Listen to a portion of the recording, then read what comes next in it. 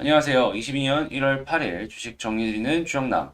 자, 제가 그동안 말씀드렸죠. 1만 기념으로 1년 정도 가져갔을 때 한 번 정도는 크게 먹고 나올 수 있는 탑 10 한번 골라보겠다라고 말씀드렸죠. 그래서 1년 정도 가져갈 수 있는 종목들 뭐가 있을지 한번 골라봤는데 일단 제가 그동안 말씀드렸던 것처럼 계속 넣고 빼고를 반복하면서 조사도 되게 많이 했고 이거를 이렇게 넣어도 될까? 저렇게 넣어도 될까? 되게 생각을 많이 했거든요. 신경을 많이 써갖고 여러분 앞에 이렇게 가지고 온 거니까 저거는 틀린 거야 라고 하기보다는 얘는 이렇게 생각을 하는구나 라고 생각을 하면서 제가 말씀을 드리는 것들 하나씩 봐주셨으면 감사하겠습니다. 그러면 이제 한번 본격적으로 시작을 해보도록 할게요. 일단 첫 번째는 두산 퓨얼셀을 가지고 왔습니다. 아무래도 두산 퓨얼셀 같은 경우에는 수소의 대장이다 보니까 이 많은 분들께서 최근에 이제 몇몇 대기업 완성차들에서 이 수소 관련해가지고 사업성이 없다 해서 이제 승용차 부분에서 조금 이 개발을 끝내버리는 그러한 모습을 보여주다 보니까 떨어지는 모습을 보여주곤 했는데요. 근데 아셔야 될 게 뭐냐면은 이 승용차 부분이 만약에 진짜로 사업성이 없다라고 해갖고 여기서 끝난다라고 할지라도 수소 발전 부분은 아직 짱짱하거든요. 그리고 두산 퓨얼셀 같은 경우에는 수소 연료전지 요거 만드는 기업이고요. 발전소에는 이 수소 연료전지가 들어갈 수밖에 없고 한국 같은 경우에는 특히나 이 수소 발전 의무화 제도라는 게 지금 올해부터 시행이 될 예정인데 그러면 수소 연료전지에서 생산을 하는 전력을 무조건 뭐 한국전력이나 이런 데서 사올 수밖에 없다라는 겁니다. 그랬을 때 당연히 매출이 올라갈 수밖에 없겠죠. 원래는 이게 4분기부터 매출이 많이 잡히기 시작해야 되거든요. 근데 아직 주가상으로 봤을 땐 그렇게까지 인상 깊은 모습이 보여지고 있지는 않단 말이죠. 그래도 아직 불안하다라고 느껴지지는 않는 게 2월 달에 4분기 실적이 발표가 될 것이고, 그리고 굳이 작년 4분기가 아니더라도 올해 뭐 1분기나 2분기에 충분히 이 수소 발전소를 많이 지으면서 입장 퓨얼셀 입장에서는 매출이 차근차근 올라올 수 있을 것이다라고 예상을 해볼 수가 있다라는 겁니다.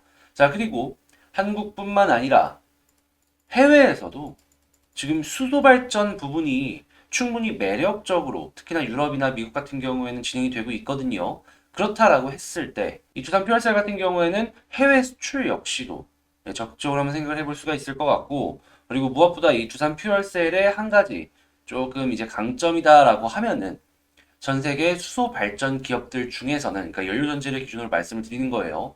유일한 이 이야기가 뭐냐면은 물론 투자를 함에 있어서 외부 자금을 끌어올 수는 있겠지만 외부 자금에 끌려다닐 필요는 없는 그런 기업이 이 두산 퓨얼셀이다라는 것이죠. 그래서 저는 오히려 이렇게 떨어지는 상황에서 이거는 기회가 될 수도 있겠다라는 생각 때문에 첫 번째 수소 섹터에서는 두산 퓨얼셀을 가지고 왔다. 이렇게 봐주시면 되겠습니다. 자, 그 다음에 이제 하나솔루션을 가지고 왔는데요. 정말 너무나도 당연하게 수소를 친환경을 첫 번째로 봤으면 두 번째는 역시나 태양광이 되겠죠.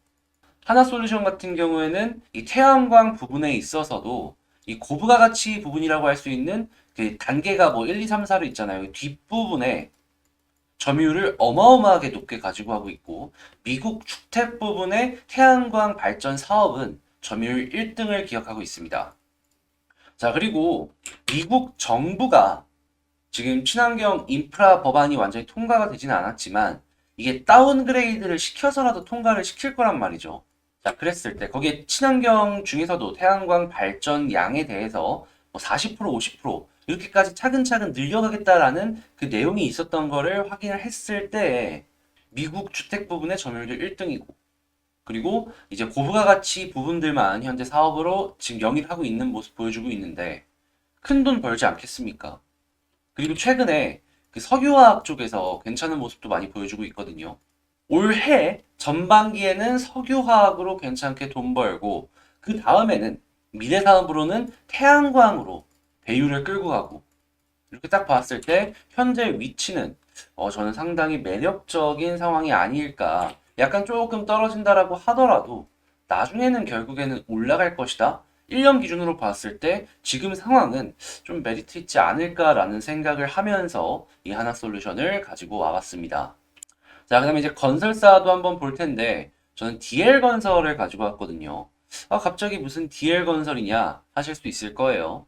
제가 이 건설사 같은 경우에는 정부가 이 아파트 공급을 많이 늘린다라는 얘기 때문에 이게 보긴 봐야겠다라고 생각을 했는데 이제 걸렸던 게 뭐였냐면요.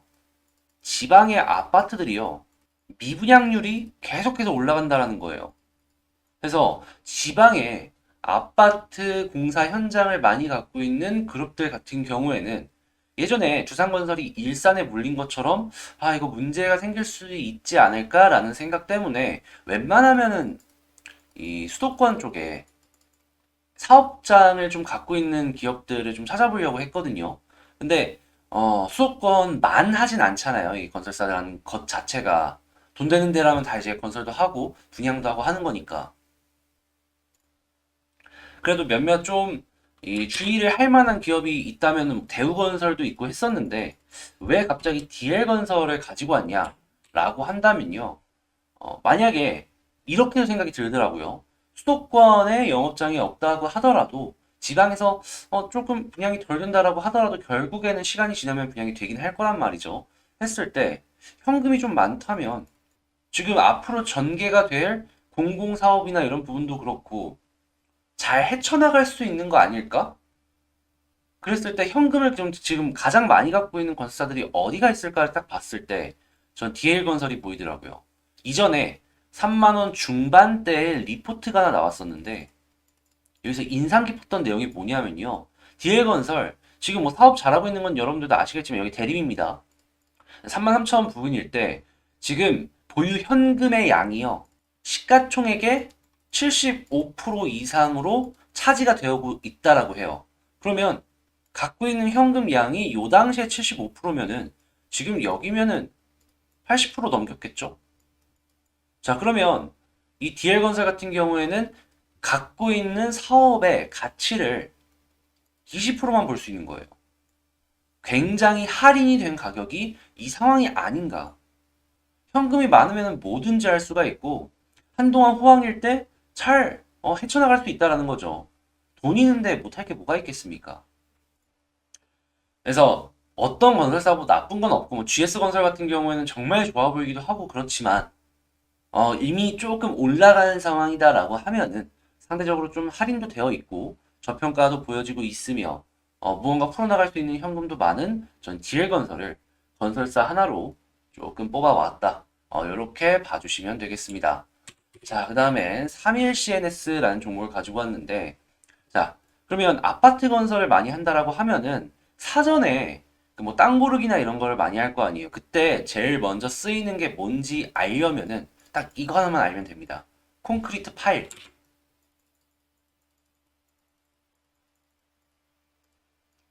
가장 공사를 하는데 먼저 들어가는 게 요 콘크리트 파일이에요. 뭐 이것 다음에는 안에 들어가는 내장재나 외장을 마감하는 뭐 시멘트래. 그 페인트나 이런 것들도 들어가겠지만 가장 먼저는 일단 이 콘크리트 파일이고 매출이 가장 먼저 잡히는 분야도 역시도 이 콘크리트 파일이거든요. 아마 벌써부터 이제 대선 끝나고 나서 사전에 앞으로 펼쳐질 호황에 대비해가지고 주문이 막 들어갈 거예요. 그럼 한국에서 이 콘크리트 파일로 유명한 데가 지금 저는 딱 떠오르는 게 이 31CNS랑 동양 파일이었거든요. 시가총액은 31CNS가 한 30% 조금 비싸요. 얘가 1000억 정도고 얘가 한 1300억 정도 되거든요. 그죠? 근데 왜 31CNS를 가지고 왔냐? 이거는 이 실적을 보면서 비교를 해야 되는데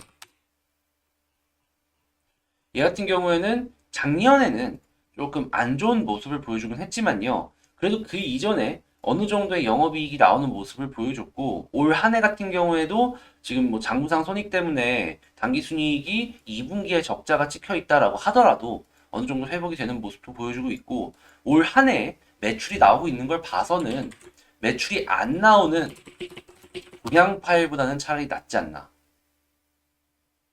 30% 정도의 가격 차이, 충분히 3일 CNS가 좀 업고 가더라도 지금 위치 그렇게 안 비싸지 않을까라는 생각 때문에 요걸 가지고 왔다. 이렇게 봐주시면 됩니다.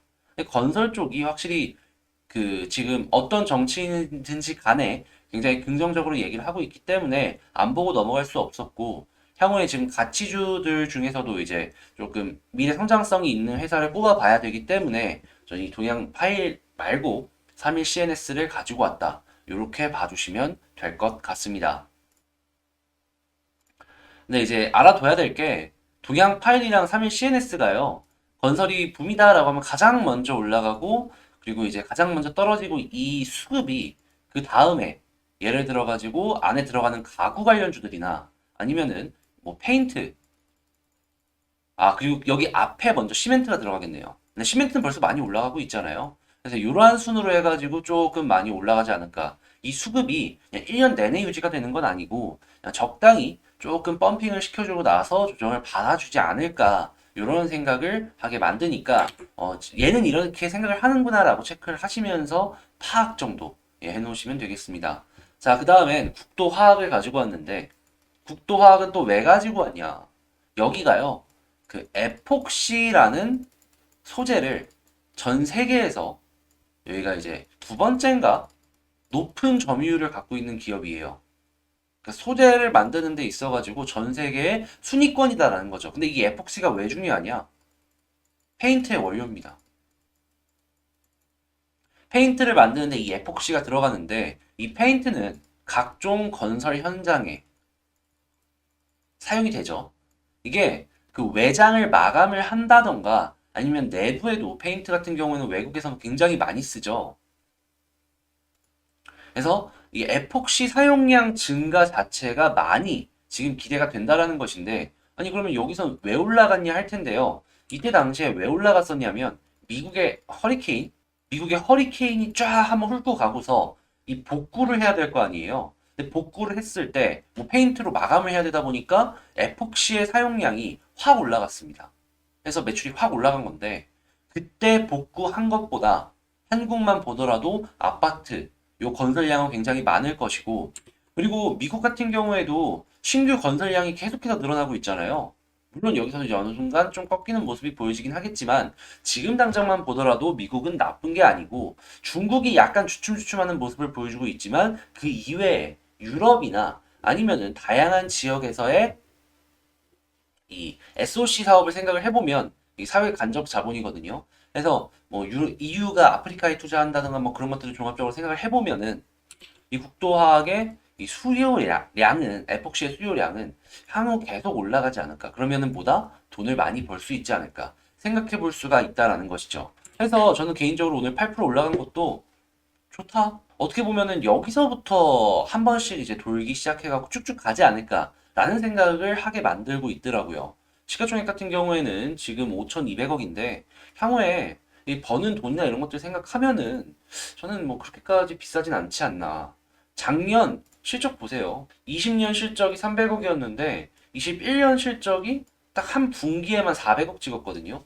자, 6월, 9월, 3월 이렇게 3개월만 합치더라도 저 여기 1000억이고 200억, 한 250억?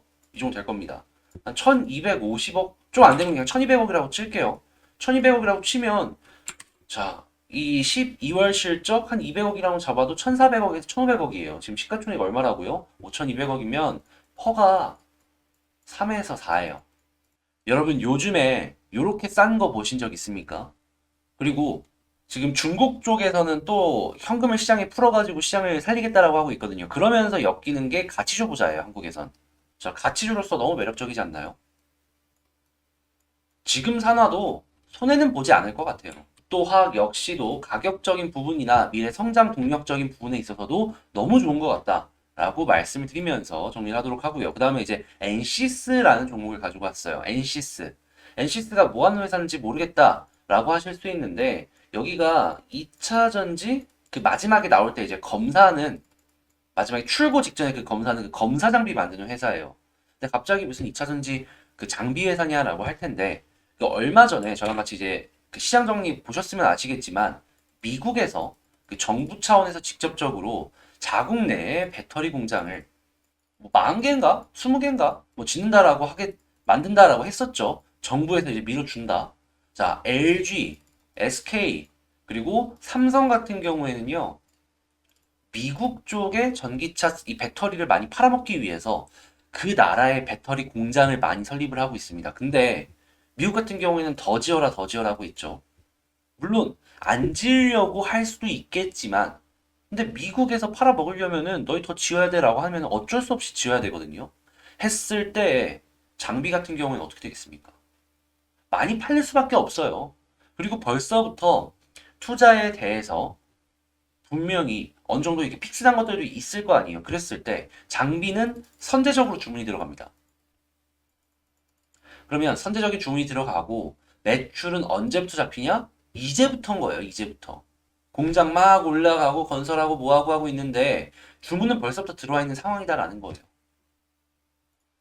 그리고 무엇보다 엔시스 같은 경우에는 이 분야에 있어서 약간 독점적이에요. 이 진입 장벽이 되게 높아요. 이 뚫고 올라가려면은 뭐 갖고 있는 기술도 기술인데 기존의 고객사들 같은 경우에는 이 제품이 이 회사에서 만든 제품의 특징이 약간 공장마다 커스텀이 들어가야 되거든요. 상황에 맞춰가지고. 근데 쓰던 거 쓰지. 새로 또 커스텀 하게 하려고 뭐 이것도 재보고 저것도 재보고 하게 하려고 하진 않을 거라고요. 웬만하면 이런 데 같은 경우에는 수율의 문제가 굉장히 크기 때문에 검증된 걸 쓰게 하려고 한다고요. 했을 때 NCS가 갖고 있는 이 진입장벽은 굉장히 높을 수밖에 없고 향후에 고객사의 지위 역시도 굉장히 독점적으로 작용이 될 수 있다. 했을 때 이 회사 같은 경우에 지금 횡보를 굉장히 오래 하고 있는데 저는 요거 한 번은 무조건 뛰어오를 것이다라고 봅니다. 이 정도로 이 산업군에서 괜찮은 위치를 차지하고 있는 회사가 매출이 안 따라온다라고 하더라도 향후 미래를 생각했을 때 안 뛰어오른 적을 제가 본 적이 없어요. 진짜 본 적이 없습니다. 얘는 1년 내에 무조건 한 번 이상은 갈 것 같아요. 이 이상으로. 100% 이상도 갈 거라고 봐요, 저는. 미래 성장 동력으로만 본다면 너무 좋다. 무엇보다 올라간 적이 없잖아요. 이게 중요한 거예요. 올라간 적이 없다. 한 번은 갈 수 있을 것이다. 저는 그 한 번에다가 1년을 지금 배팅을 하는 거예요. 아니, 솔직하게 1년 배팅해갖고 100% 이상 먹으면은 은행이자가 지금 뭐 아무리 금리 인상 뭐 하고 한다고 해도 5% 이상 안 올라갈 거 아니에요. 그랬을 때 이 정도면 충분히 만족스러운 거 아니겠습니까? 뭐 제가 틀릴 수도 있어요. 그래도 저는 제 이제 경험이나 이런 것들을 생각을 해봤을 때 이 회사는 너무나도 매력적인 것 같고 제가 뭔 말을 하는지는 여러분들이 여러 리포트를 찾아보면은 다 이해를 하실 수 있을 거예요.